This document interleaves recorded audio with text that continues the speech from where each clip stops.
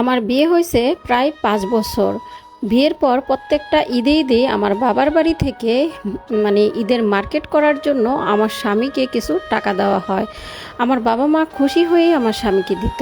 তখন আমার স্বামী মানা করতো, নিতে চাইতো না, বলতো যে দেওয়া লাগবে না, নিব না। তারপরেও বাবা মা খুশি হয়ে দিত। তো আমার বাবার বাড়ি ততটা ধনী না, মধ্যবিত্ত ঘরের একটা মেয়ে আমি। আমি একদিন হঠাৎ করে আমি আমার স্বামীকে একটা কথা বললাম যে দেখো, প্রত্যেক বছর তো আমার বাবার বাড়ি থেকে তোমাকে কেনাকাটা করার জন্য যতটুকুই পারে, যতটুকু সামর্থ্য আছে তোমাকে দেওয়ার চেষ্টা করে। তো এই ঈদের মধ্যে আমি আমার বাবা আমাকে কিছু দিতে চাই। তুমি আমাকে 5,000 টাকা দিবা বা 2,000 টাকা দিবা, 1,000 টাকা দিয়া বাবার জন্য একটা পাঞ্জাবি কিনবো আর মায়ের জন্য একটা শাড়ি কিনবো।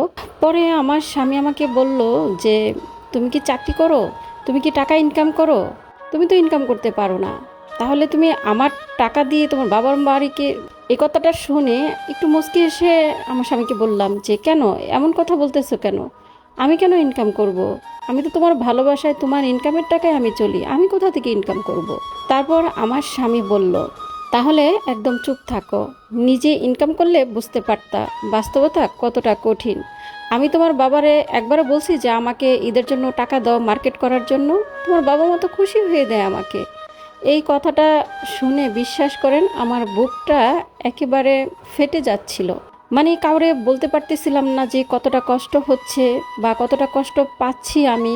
আজকে যদি নিজে ইনকাম করতাম, নিজে ইনকাম করতে পারি না বলেই আমার স্বামী আমাকে এতগুলা কথা শোনাইছে। নিজে ইনকাম করতে পারলে এতগুলা কথা শুনতে হইতো না, আমার বাবা মাকে কি দেব না দেব তারে জিজ্ঞাসা করতে হইতো না। আসলে স্বামীর দেওয়া কিছু কিছু কথার আঘাত এমনভাবে কলিজায় আঘাত করে, যেটা আমি আপনাদেরকে ভাষায় বোঝাতে পারবো না। তখনই আমার মনের মধ্যে একটা ধাক্কা লাগছে যে নিজে ইনকাম করতে পারি বা না পারি, সে তো আমার স্বামী, সে তো আমার সব কিছু। আমার স্বামীকে বললাম যে দেখো, আমি তো বিষয়টা এমনভাবে বলি নাই, আমি তো তোমার কাছে প্রতি ঈদে ঈদে তাদের জন্য টাকা চাইনি। আমি তো 5 বছর পর এখন এই ঈদে চাইছিলাম যে আমার বাবা মাকে একটা কিছু দিতে বা কিছু ইচ্ছা করে বাবা মাকে দিতে। তখন আমার স্বামী বলল, যাও নিজে ইনকাম করে দেখো কতটা কঠিন। নিজে যখন ইনকাম করবা তখন দেখবা যে 2,000, 3,000, 5,000 টাকা ইনকাম করা কতটা কষ্ট।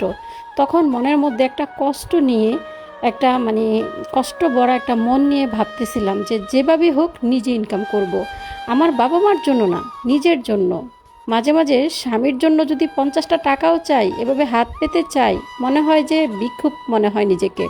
মনে হয় যে আমি কারো উপর একটা দাসী হয়ে আছি, জুলুম করছি, এমন মনে হয়। তাই আসলে নিজে ইনকাম করাটার মধ্যে যে কতটা আনন্দ, কতটা শান্তি, যত কষ্টই হোক নিজে ইনকাম করাটা ভালো। যে যত স্বামী স্ত্রী সম্পর্ক হোক না কেন, কিছু কিছু স্বামী স্ত্রী সম্পর্ক আছে যে ইনকাম করতে না পারলে সেই স্ত্রীকে সেই স্বামী কোনো দামই দেয় না।